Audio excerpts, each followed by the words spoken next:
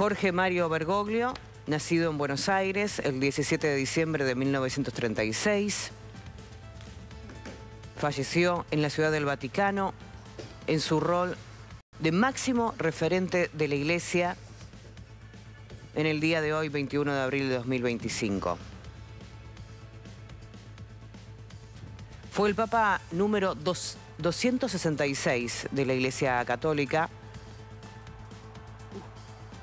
Fue el jefe de Estado y soberano de la Ciudad del Vaticano, además de un referente espiritual. Ahí vemos justamente las imágenes del momento en que aparecía en el balcón, en el primer día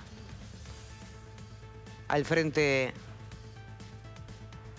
del Vaticano, junto a su amigo, su compañero Guillermo Karcher. Nos subamos a Adrián Ventura justamente a esta transmisión especial de Todo Noticias. Buen día, Adri. Sí, recordemos que con anterioridad a ser designado Papa había sido arzobispo de Buenos Aires. Y fue electo Papa en 2013. Sí. Es decir, cumplió 11 años. Y desempeñó hasta el último momento el pontificado con muchísima hidalguía. Vos recordás que ayer, por ejemplo, el Papa se presentó en la Plaza de San Pedro, en el Papamóvil, tuvo una actividad muy intensa para un estado de salud que era frágil, y a pesar de eso recibió al vicepresidente de los Estados Unidos, a Vance. Después él criticó el desprecio por los migrantes, y luego de recibir al vicepresidente norteamericano, recorrió en el Papamóvil la Plaza del Vaticano, impartió la bendición Urbi et Orbi, con lo cual hasta último momento desempeñó su mandato, su pontificado con mucha hidalguía y entereza, a pesar, repito, de la fragilidad de su salud. Vamos a sumar a esta mañana, a esta transmisión especial, a Julio Bazán, un periodista emblemático que estuvo justamente en el Vaticano ese 2012. Buen día, Julio. Diana Lombardi y Adrián Ventura lo saluda. Hola. Buen día, Julio. ¿Cómo le va? Buen día, buen día. Una manera de decir con esta noticia, ¿no? De anunciar. Contame un poquitito. Lamentablemente amanecimos con esta noticia confirmada por el Vaticano, que el Papa Francisco falleció a las 7:35, hora italiana, luego de participar justamente de la tradicional misa de Pascua.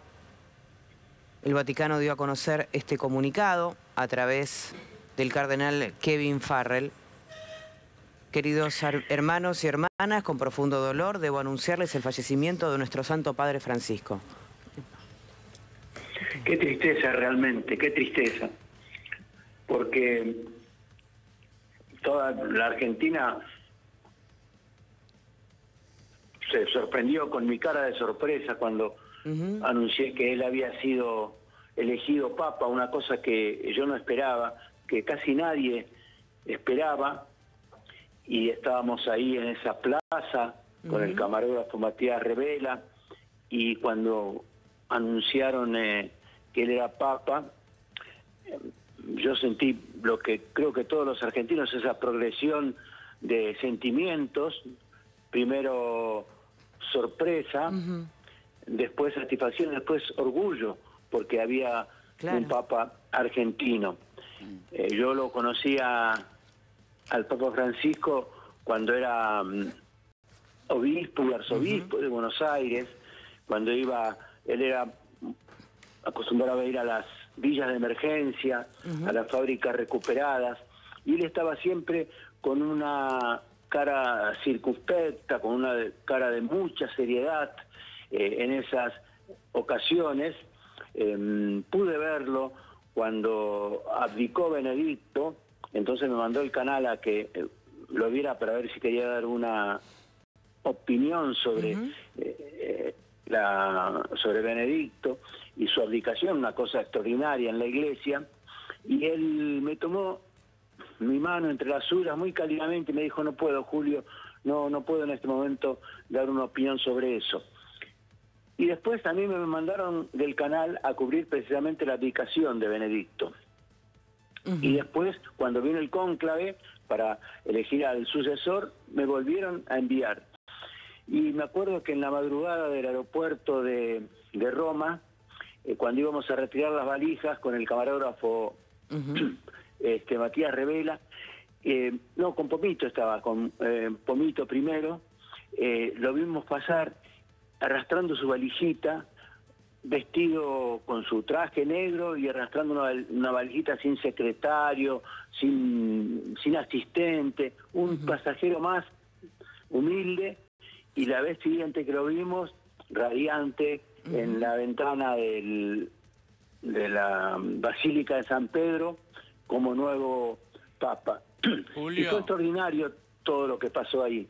Sí, te estoy escuchando, buen día. No, nunca perdió esa humildad el Papa Francisco. No recordemos los primeros momentos cuando él rechazaba desplazarse en los autos oficiales de lujo que tiene el Vaticano, cuando, ¿te acordás el episodio del calzado?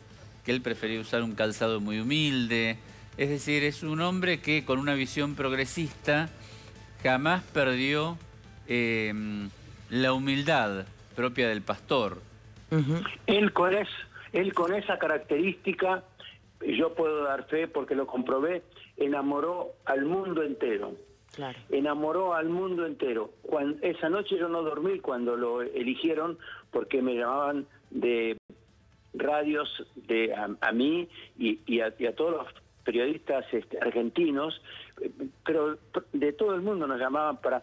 Es cierto, ese arzobispo argentino, ese que viajaba en subte, y porque él ahí fue a pagar personalmente el hotel donde estuvo esperando el cónclave, y por eso digo, enamoró a todos.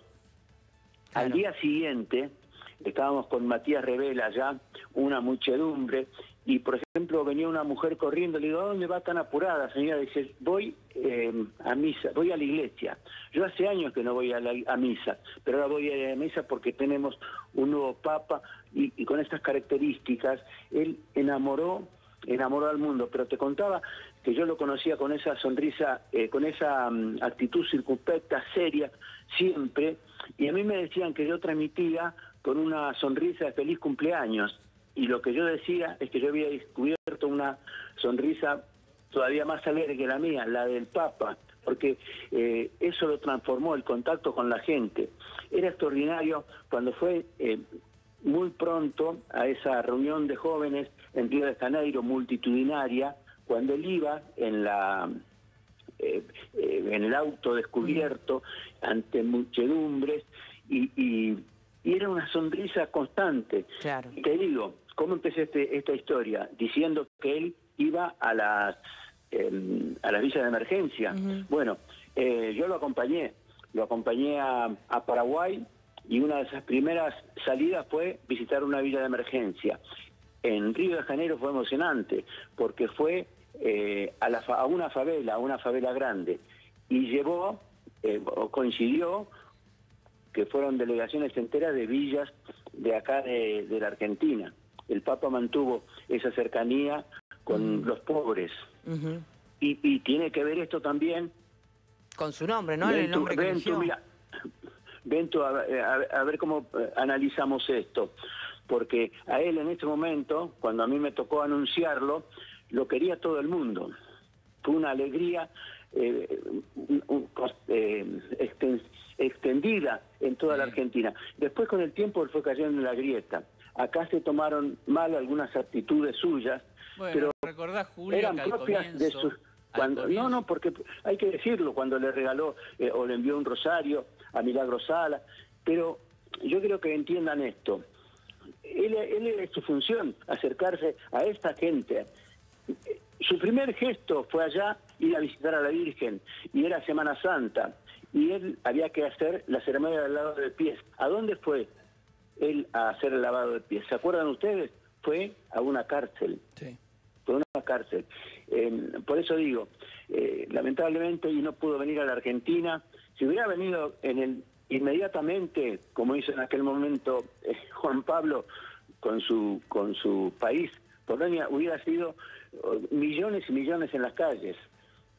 Lo que ocurre es que, como decís vos, ¿no? Cayó en la grieta. ¿Te acordás que en un primer momento, Julio, el kirchnerismo lo criticó, lo resistía al Papa Francisco, y después, frente a la popularidad del nuevo pontífice, Cristina Kirchner cambió, se acercó, lo fue a visitar en varias oportunidades. Entonces, de alguna manera, o él cayó en la grieta o algún sector lo atrapó en la grieta. Y ahí quedó politizada la figura, por lo menos en Argentina, no desde él, no desde Roma, pero sí en Argentina se politizaba, se hacía una lectura politizada de la figura del Papa Francisco, que no era su intención, sin duda.